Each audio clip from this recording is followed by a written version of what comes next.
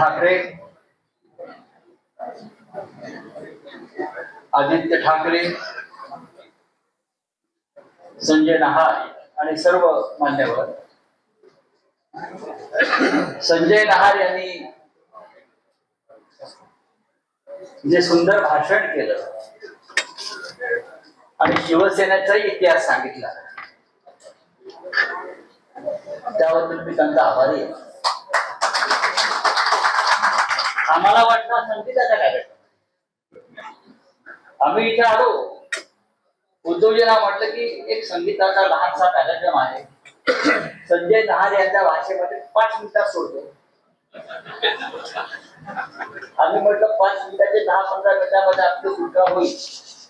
एकांजीच्या नावानं स्टुडिओ उभारला जातोय. आदित्य ठाकरेंना मी सांगत होतो, संजय नहार हे काय व्यक्तिमत्व आहे. ते बारशाला बोलवतात आणि बारशानंतर पहिला वाढदिवस, दुसरा वाढदिवस, लग्न,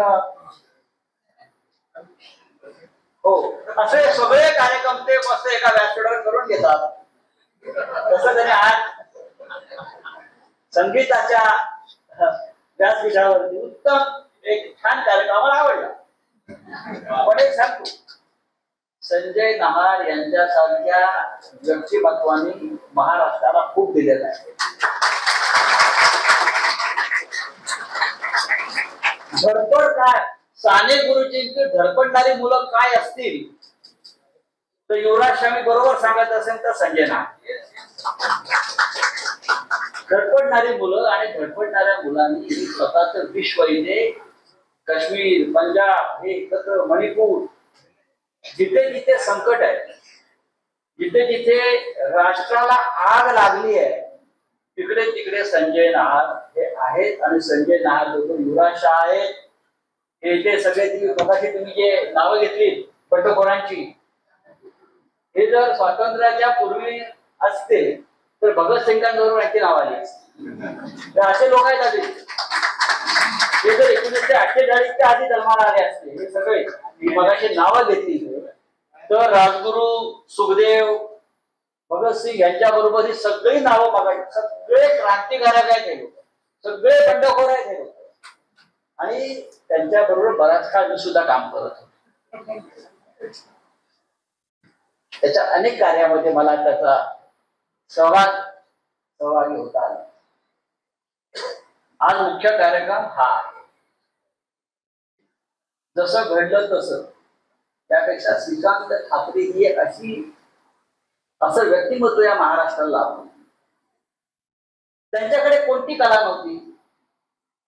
जसे हिंदुहृदय सम्राट, शिवसेना प्रमुख बाळासाहेब ठाकरे हे व्यंगचित्रकार, वक्ते, संपादक असे सगळ्या बाबतीत अग्रेसर होते. श्रीकांत ठाकरे हे उत्तम व्यंगचित्रकार, श्रीकांत ठाकरे हे उत्तम सूर्यसमीक्षक, लेखक, सरळे बोलण्यापेक्षा तोंडफाट वक्ते, उत्तम संपादक.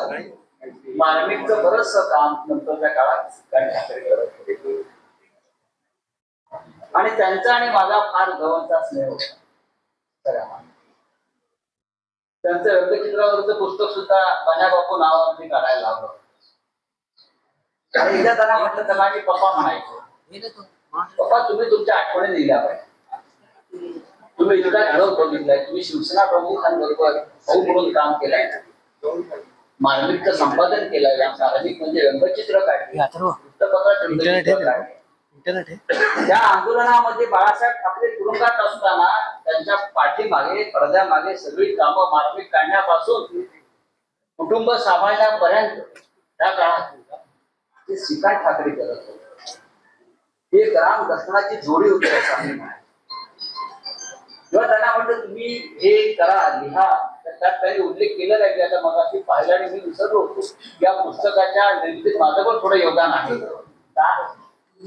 रोज सकाळी अनेक वर्ष मी त्यांच्याकडे जातो 9 वाजता, आणि त्यांना अक्षरशः हातात पॅड घेऊन आम्ही बसायचो आणि त्यांच्या आठवणी उतरवायचे आणि मग मी यांच्याकडे पाठवायचो. मग हे पुस्तक काढायचं कोणी, पुस्तक, तुमचं पुस्तक काढायचं कोणी, इतकं सुंदर पुस्तक आपल्याला काढायचं आहे. मी म्हटलं माझा एक मित्र आहे संजय नहार, तो या पुस्तकाला न्याय. संजय नहारचं वैशिष्ट्य तुम्ही बाळासाहेब ठाकरेंची बायोग्राफी जी आहे त्याचं सुद्धा कलेक्शन संजय नहार. राज ठाकरेंनी मला विचारलं म्हणजे पुस्तक आपण काढतो तयार करतो, पुढे पुस्तक पुढे नेण्यासाठी एक प्रकाशक, एक उत्तम वितरण व्यवस्था ते कोण करू शकते. मी म्हटलं संजय नहार करू शकतो. हे असं संजय नहारचं आणि आमचं अनेक वर्षापासून नातं. त्याच्यामुळे संजय नहारने एखादी गोष्ट सांगावी आणि आम्ही त्यांना सांगावी आणि पुढे जाऊ, इतके वर्ष नाही का. श्रीकांत ठाकरे हा एक अवलिया माणूस होता, हे उद्धव ठाकरे जास्त सांगू शकतो. पण महाराष्ट्राच्या संगीताला, संगीत क्षेत्राला ते 50 वर्ष पुढे घेऊन जाण्याचं काम झाले त्या काळामध्ये. किंवा तुम्ही त्यांचं प्रत्येक गाणं पहा. मी थोडं संगीतावरच सांगतो 2 मिनिटं. ते उत्तम व्हायोलिन वादक होते, उत्तम म्युझिक अरेंजर होते. बरं, त्यांनी वाजवलेली व्हायोलिन ऐकली आहे त्याला वाटेल मी गंधर्व सभेत बसलो. त्याला वाटेल मी गंधर्व सभेत बसलो. इतकं सुंदर त्याचे सूर त्यांच्या व्हायोलिन निघायचे. असा माणूस संगीतकार म्हणून त्यांनी फार कमी गाणी केली. कारण स्वभाव सगळे ठाकरे जे आहेत ते हट्टी आहेत. ते हट्टी आहेत. त्याचा अधिक उत्तम प्रकारे त्यांनी वेगळी कामं करू शकले असते, पण त्यांचे हट्ट फार आणि स्वाभिमान. श्रीकांतजींनी आताही तुम्हाला मोठे मोठे गायक दिसत आहेत ना, या प्रत्येक गायकाचं पहिलं गाणं श्रीकांत ठाकरेंनी केलं. जयवंत दळवी, कविता कृष्णमूर्ती, हरिहरन, गोविंदाची आई निर्मला देवी, तिचं मराठीतली पहिली ठुमरी ती श्रीकांत ठाकरेंनी. मोहम्मद रफी सारख्या गायकाकडून, शोभा कुलकर्णी सारख्या गायिकेकडून, महेंद्र कपूर, हेमंत कुमार ही सर्व गाणी यांच्याकडून त्या काळामध्ये श्रीकांतजींनी करून घेतली. अनेक त्या गाण्याचं आयोजन होताना आम्ही तिथे पाहिलेलं. प्रचंड मेहनत ते गाण्यावर, शब्दांवर घ्यायची. आज अनेक गाण्याची गाणी ऐकतात. स्वदेशी मानवा राहुली अंतरी नांदतो देव हा आपल्या अंतरी. लोकांना माहित नाही गाणं कोणी केलंय. हे गाणं श्रीकांत ठाकरेंनी केलेलं गाणं आहे.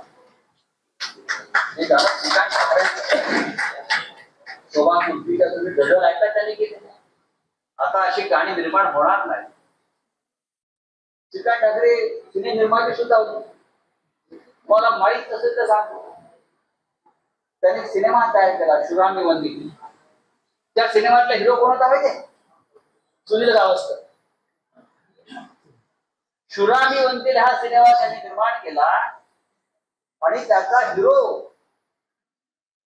रविराज होता एक, आणि एक रविराज मला वाटतं, आणि दुसरा हिरो सुनील गावस्कर. हे तुम्हाला असे अनेक प्रयोग श्रीकांत ठाकरेंनी त्यांच्या आयुष्यामध्ये, त्यांच्या कला क्षेत्रामध्ये